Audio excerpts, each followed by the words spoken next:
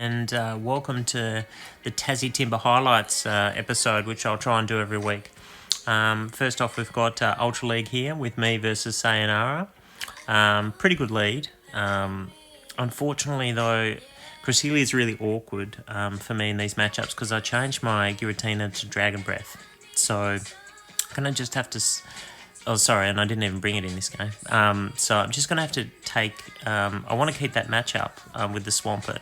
So I'm just going to do a bit of chip and then go into Ninetales, which obviously doesn't have a great matchup against Swampert. And just chip this down and see what happens. Also, just wanted to try and maintain alignment for now, because at this stage I was still thinking that the Talonflame might make an appearance that he had in his team, because I thought it had some pretty good matchups. Anyway, able to just weather ball this Cresselia away, and the Swampert's going to come back in.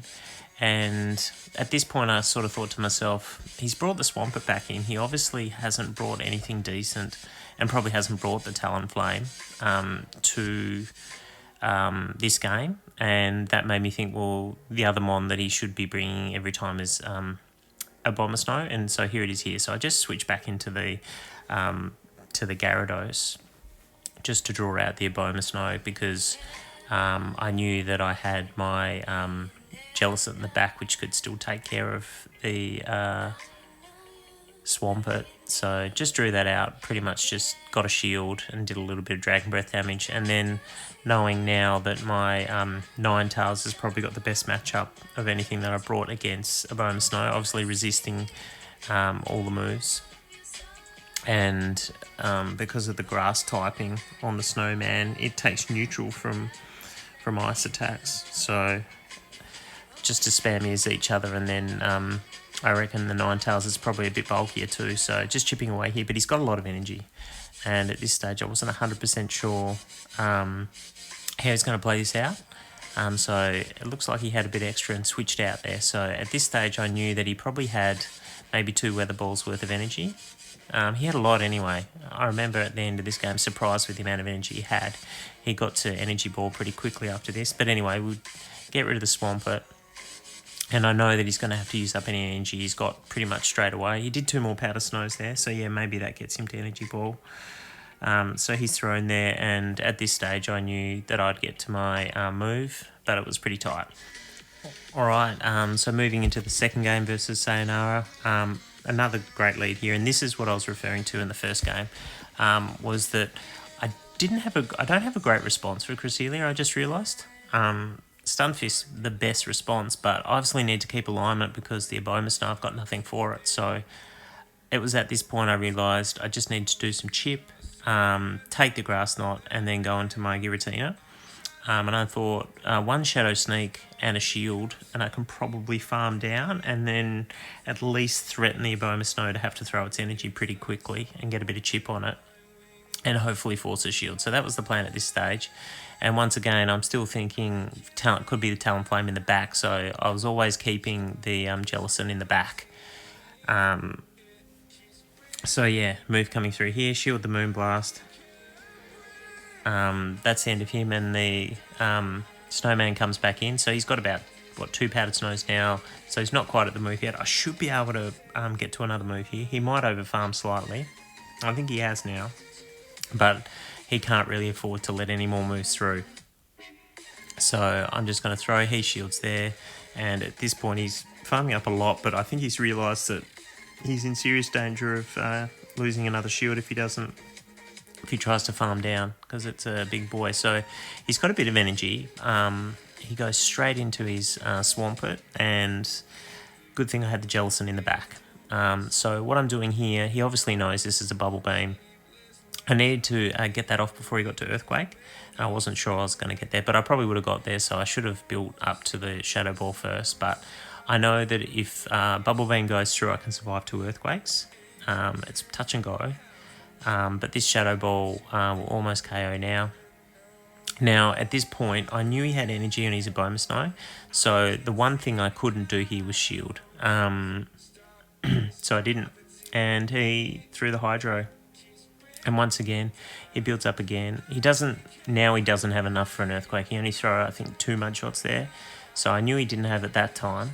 but I knew also that he's probably going to come back in and try and snipe, but I was really close to the move, so I just kept that, and then I went straight back into my Stunfisk and hoped to get to the move before he did, which is perfect because now I'm not in Hydro range. I'm just outside Hydro Cannon range, and he knows that too, so he's building to the Earthquake here, and we reach Earthquake at the exact same time as each other. But I know he can't mudshot down my Jellison in the back, and he's at 0 energy, so I knew the Shadow Ball would go through. Looks super close. It was pretty close, but probably not that close in the end. But GG's to him, and managed to go 2-1. So now we're going to look at Antag's games in Open Great League. Looking at his team and having a couple of practice runs with him, Azumarill was just going to be an MVP. It was a bit of a gap in the opponent's lineup for sure. He didn't really have a great answer for it. But in this game, absolutely acceptable lead here. Venusaur heavily attack weighted. Gets drawn into the rocks, shielding the rock slide here. But that's still fine because it gets to the moves very, very quickly and hits a lot harder than Stunfisk. So all he really needs to do here is, get the Stunfisk there, and he can let this go. He's got enough for an Earthquake, but he can then come and farm with Azumarill, and there's not really too much in the opponent's team that threatens Azumarill. From what I could recall, I think he had Swampert with Sludge Wave, but I mean, here he's going to basically have enough for an Ice Beam already. So it doesn't really matter what he brings in. Let's see what he's brought in here. And it's Medicham. So, that's not really a counter to a loaded Azu in an even shielding scenario.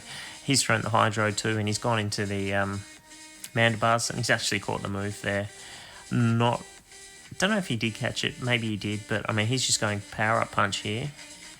This is another Power Up Punch, so he must have Psychic, I guess. So all he's doing now is just, obviously, for a Mandibuzz, counter is neutral because of the Dark typing. So he's just trying to get some chip damage off. But I think at this stage he probably knew the game was over. Swampert in the back. It's still weird why. He must have had a read on Antag's team because he brought the Swampert in. And why he didn't bring the Swampert into the Azu matchup's a bit curious. Maybe because he was loaded on energy and he knew that the Swampert wouldn't be able to take too many moves. So he thought he'd keep it in the back. That's the only thing I can think of there, but this game's over. He'll get a foul play off here, and he can just let this go. They've both got a shield, and the Azu can just bubble down from here. Shield one move. Obviously, he'll probably throw the Hydro, but yeah, that bubble's gone through, which is going to KO. So that's the end of that one. There's not much you can do here, so GG's, and the bubble goes through.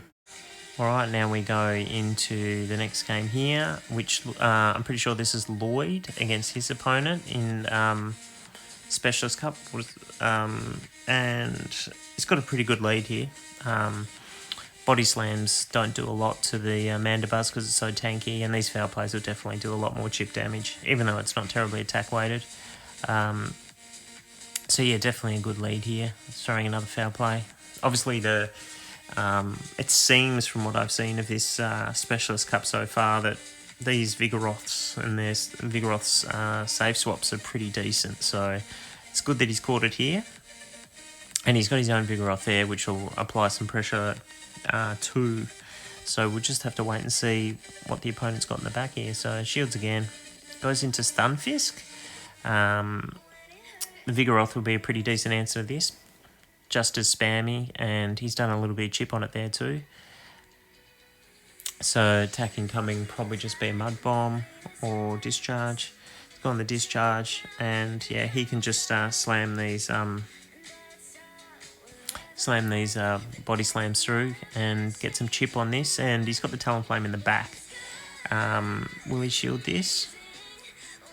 No. Yeah, giving the Talonflame a shield's a good idea. He should get to the move here. The only way I probably wouldn't shield here would be if I think the opponent will let it go, won't he? Yeah, he's let it go, and what's he got in the back? Oh, he's gone back into his Vigoroth, but this is fine. The Vigoroth will get to one body slam here, and he can let that go, and then he can incinerate down. And as long as there's something half decent in the back, he should be able to get to 2 moves. So, yeah, he's at the incinerate now, and That's GG. He's got a Ferrothorn in the back. He can throw this and probably farm down. Opponent may not even shield. Yeah, I wouldn't have shielded there either. All right, GG's. All right, now we move into Cactus's matches, and he had a bit of lag in his games as well, apparently. But anyway, he did super well. So he's gone into the Vigoroth safe swap here, and the opponent's not really got an answer for it.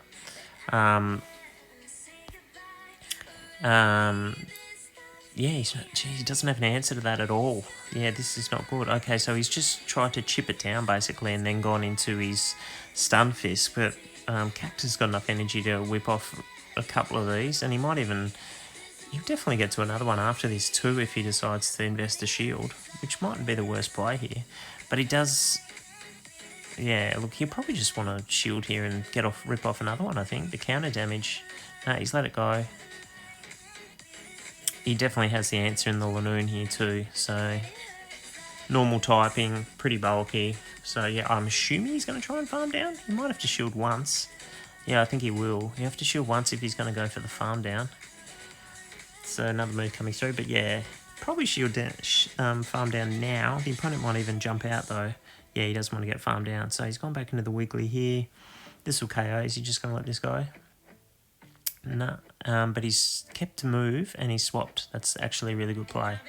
Ice Beam definitely do a little bit of damage there, obviously neutral, but he's just shielded and he's going to be able to rip off. All he needs to do is get the last shield here. Let's see which way they go. Obstagoons come in. Okay, so he'll get the shield here for sure. No, on the next one he will. And yeah, the Night Slash won't KO. So yeah, he's at the next move now. And he can probably let the Night Slash go through and then swap into... Yeah, so after this move, he can go straight into the Lanoon, which has got a move. And that should just about do it. Yep, gets to the Thunder. This should KO. And then I think he can just farm down from here. Should be fine. He'll have to throw anyway, and then... Or doesn't quite farm down, but that means the Stun Fist got no energy, and the Incinerate will go through, and that'll be GG's. So Incinerate goes through there, and that's it. So well played. Good energy management there. All right, I'm keen to see this Hippowdon. So here it is here. It's not going to be doing much in this matchup, that's for sure. So he swapped straight out. Pelipper, good safe. He's gone double safe swap there, so... That's actually, it's a pretty good team, very flexible team he's got here. So opponent's staying in, just wanting to do some chip on the, oh yeah, I can see why. Yep. Unfortunately though, he stayed in too long here and this Pelipper's just got a stack of energy and he's let the Hurricane through. So that's not amazing. He should be able to win switchback here and Cactus probably needs to if I'm being honest. So he might even shield this one up. Probably should have thrown the Bubble Beam there, but yeah, anyway, he can almost farm down here. That's a Bubble Beam, so he can let that one go. Does, and he can farm all the way down here. That's just more farm for him. So that's perfect. And look, he's I think it's one stage debuffed, but this Obstagoon's going to cop like 15 Weather Balls here. He might even, yeah, he could just go for 2 more, but he's going for the Hurricane. Yeah, this is actually a really good play. He'll think he doesn't have enough energy. That's perfect. And now he's sniped it with the Vigoroth. Pretty decisive matchup here. And he'll be able to reel off a ton of body slams here. And the Ice Fang on that Hippowdon's going to be doing super effective on the Stun Fist. Can probably fast move it down. But see what happens here. Definitely going to get KO'd. But he should be able to get off another body slam here. He's going to have to... He shielded the first one. He's going to shield again. So let's see what happens. If the discharge doesn't KO, he's going to get to a 3rd body slam here. Gets to 1. And now it's out of energy. You know, and those mud shots aren't going to do much. He might even... What's he going to do here? He might actually force him to use the energy. Oh, he's tried to catch the move there. And the opponent has tried to farm up more energy. And the Pelipper's got to a move. So that was very well played. And now he's going to try and farm down, but... that's not going to work because it's mud shot by the looks of it. Yeah, so he's had to throw the mud bomb there, and in he comes with the Vigoroth, and I wanted to see how the Hippowdon will go, and it didn't even get a run. So GG's there. All right, now we move into Antag's second game. Okay, That's a very decent lead there. And he's gone straight into Azu here. So we did talk about this matchup a little bit, and I think I mentioned always shield the first one. It's always Earthquake. So he's shielding that. Now let's see if he decides to bait. Generally, they don't shield if you shield. They're happy to take the one shield advantage, but he's got such a hard counter in the front. He has shielded that, but that's also fine. This the bubble damage is massive here. He's letting this one go. That's fine. He can survive this, but the next Earthquake will hurt. But look, they can take this to the 2 shield here, and he can go straight Ice Beam now. So this would just be Rock Slide. He can let this one go. But yeah, you have to shield the next one anyway. So let's see what the opponent does here. He's going to shield 2, I would say. Yeah, he's got to fight for switch here. It's his only play. But now this Ice Beam KOs. So that's really good, and Antag's in a really great position here. He had to try and get to the Earthquake, his opponent there. So yeah, in comes the Swampert. He's going to have to farm up heaps of energy here, and he's trying, but it just means that the Azu gets to a move, which isn't amazing. And he's going to have to fire off a move here too. So he's got a stack of energy. He's probably almost at 100 energy now as he KOs the Azu. But yeah, he swapped out there, tried to get a little bit of chip damage off, but perfect hard counter line. This is like Chipsy and Dus when they get near 2500 happening here, with Antag being the algo. Except not anymore. Dus has made it, so well done, Dus. Chipsy not far away, hopefully. Alright, so he'll get to another Rock Slide and KO here, and look, the Swampert's definitely going to get that Sludge Wave off, but it needs a Sludge Wave and a Hydro, and it's not going to get both, probably before it even gets farmed down. So, yeah, it has to throw here. It's just got to keep farming. He throws perfectly. It's a perfectly timed move there. He's keeping track of things, but yeah, look, that hard counter lead was just too much for him to overcome, and this will be the Sludge, won't KO, and one more Vine Whip, and there we go, GG's. Alright, so now we go and see what Fishy's up to. Mr. Lagman, he's spent more time in Birchall's in the car park there of late, but let's see what this Pillow Swine can do. Obviously a decent matchup. He's only got one move for it, but I mean, let's be honest, Avalanche is all you need on these things. This is going to do a stack of damage. Oh, look at that. And he swapped out there. He didn't want to get farmed down. Super good play. He's now got an energy lead on his Vigoroth. He's running Bulldoze there. Just wondering this meta if there's any sort of call for cross-chop, especially in his Vigoroth mirrors. Cross-chop would definitely be handy to have. But yeah, Bulldoze probably gives you a bit more coverage with things. Just cross-chop. Bulldoze takes so long to get to. So he's got the Body Slam there. Is he going to get to another one? Just gets there. So this is going to grab the other shield if he decides to let it go through. Yeah, that's perfect. So he's got a shield. He's in a really commanding position here. The Charmer is really low. He can now bring the Pillow Swine in safely. Was perhaps worried it was out of move there. And it's Honchkrow in the back. He's going to go the Thunder here. Not sure what the Honchkrow can do here. It hits super hard though. He's gone the Sky Attack. Jeez, that's a lot. But this Thunder, unfortunately, this is just one hit KO, isn't it? Honchi's not great. Yeah, look at that. Good night. All right, so first round, PH Bravebirds, super good team. A lot of them I saw there were definitely legend ranks from previous seasons. But Tassie Timburrs, 12-9. So well done, boys. See you next week.